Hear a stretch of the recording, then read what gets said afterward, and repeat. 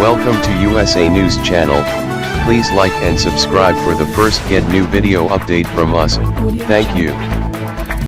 Amid fears the two countries are setting course on a new arms race, Russia says it has deployed nuclear-capable short-range missiles to a key strategy point in northern Europe. The move is making neighbors uneasy.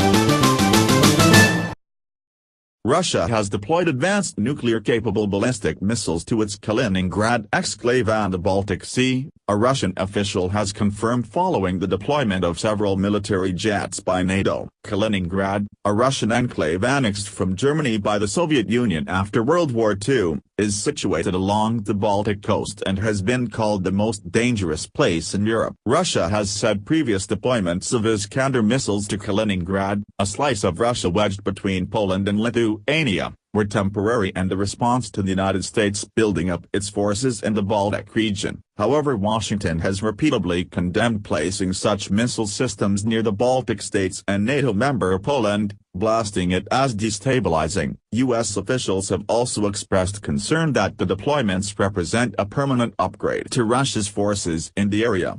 Vladimir Shaymanov, head of the Russian lower house of Parliament's Defense Committee, confirmed Russia's nuclear-capable Iskander missile systems have been sent to Kaliningrad today. Russia says it has deployed nuclear-capable short-range missiles in its Baltic Sea exclave of Kaliningrad. Vladimir Shaymanov, head of the Russian lower house of Parliament's Defense Committee, said on Monday that Iskander missiles have been sent to Kaliningrad, a Russian territory wedged between Poland and Lithuania. He said the deployment is in response to NATO's build-up near Russia's borders, suggesting U.S.-led efforts to deploy missile interceptors in Poland. Russia has stationed the Iskander missiles to Kaliningrad before, but it called those deployments temporary for military drills. Lithuanian President Dalia Grybauskaitė has expressed grave concern, calling the missiles a threat to Europe. The head of Russia's Parliamentary Defense Committee says the Iskander missiles are stationed in Kaliningrad, a Russian territory on the Baltic Sea. The president of neighboring Lithuania calls the missiles a threat to Europe, as they could bring much of NATO within range. Russia maintains the deployment is a response to military buildup in territories nearby. That includes Poland, where the U.S. has been leading efforts to deploy missile interceptors. NATO has thousands of troops stationed in the Baltic region.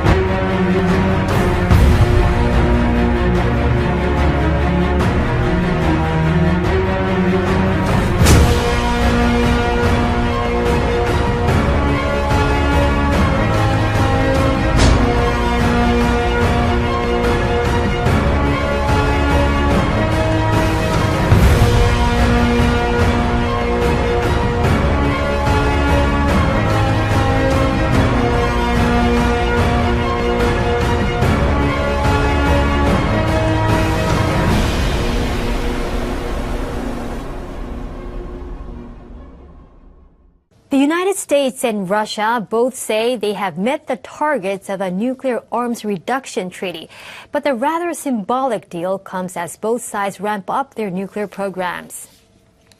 The two governments reached an agreement in 2010 to limit the number of their deployed nuclear warheads.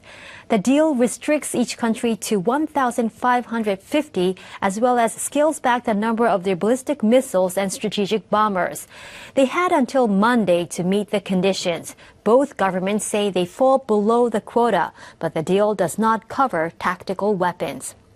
The U.S. has signaled it is looking to revamp its nuclear program. Last week, the U.S. president released his administration's nuclear strategy. It calls for smaller nukes. The reason, it says, is to enhance its deterrence capabilities to counter Russia and other countries' military buildups. To Democrats say they're just setting the record straight. We think this will help inform the public of the many distortions and inaccuracies in the majority memo. The push to release the Democratic memo is in response to a Republican memo released last week accusing the FBI of using research funded by the Hillary Clinton campaign as justification for spying on Trump campaign advisor Carter Page and his links to Russia.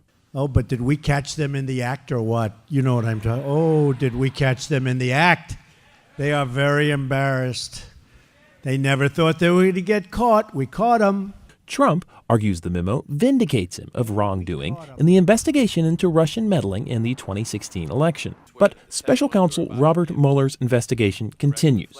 And Democrats, and even many Republicans, say Mueller's investigation was based on more than just opposition research. Let me tell you what the memo is not. Please. The memo is not a rebuke of Bob Mueller's investigation. Bob Mueller should be allowed to turn over every rock, pursue every lead to completion. Before the Democrats' memo is released, it must first be reviewed by Trump. White House officials are hinting, but not guaranteeing, that he'll release it. A White House spokesman says Trump may also support a new investigation of the FBI's conduct. Bill Gallo, VOA News, the White House. Musicians from North Korea are on their way to the Winter Olympics. They're members of an orchestra that will perform at the Games in Pyeongchang. State media reports the orchestra left on Monday. This photo shows the official send-off overseen by the younger sister of North Korean leader Kim Jong-un. The group is traveling by ship. South Korea's unification ministry reports the vessel has passed the maritime demarcation line. It's set to arrive at a port near the Olympic venues late Tuesday local time. A high-ranking delegation from the north is expected to attend the games that start Friday. The North Korean art troupe comprising 140 orchestra musicians, dancers and singers will arrive in South Korea Tuesday afternoon on board a ferry called the Mangyongbong. The ship will arrive in South Korea at Mukho Port in the city of Donghae on the east coast. The North Koreans are coming to South Korea on board the ferry Mangyongbong 92. They'll be using it not only as a means of transportation but also accommodation during the concert period in Gangneung. Using the ship as lodging for them is also a way for the North to keep the artists from having contact with South Koreans. Seoul has temporarily lifted its ban on all North Korean ships entering its waters to allow the ship to come. The Mangyongbong 92 itself is not one of the North Korean vessels blacklisted by the United Nations or the U.S. on suspicion of involvement in Pyongyang's nuclear weapons program. The ferry is being escorted by a South Korean ship near the maritime border in the East Sea and will sail to Mukho Port under convoy. The North Korean artists will perform on Thursday in the city of Gangneung on the eve of the Winter Olympics. Gangneung is hosting Olympic events, including women's ice hockey, in which the two Koreas will compete as a joint team, a first in Olympic history. The troupe will perform again on Sunday at the National Theatre of Korea in Seoul. 140 musicians and dancers from the Sanjong Orchestra are on that ship behind me, the Mangyongbong 92. And they are drawing a lot of attention. Of course, there's been a lot of media here, but also angry local residents. Dozens are protesting the North Koreans' arrival and yelling at them to go back home. The North's participation in the upcoming performances, as well as the Olympics, may have lowered tensions politically. But with some South Koreans, there's been strong opposition. Security has been tight around here. A lot of police officers are keeping a watch on the situation. The North Koreans will stay on the ship while they are in the south.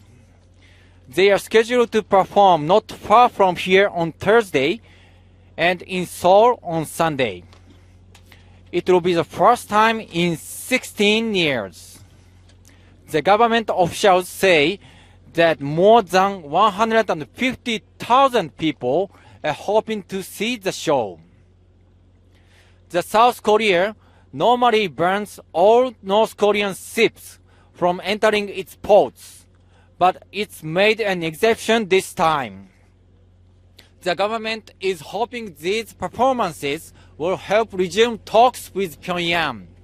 Takaya Kawasaki, NHK World, Muko Port, South Korea. Right.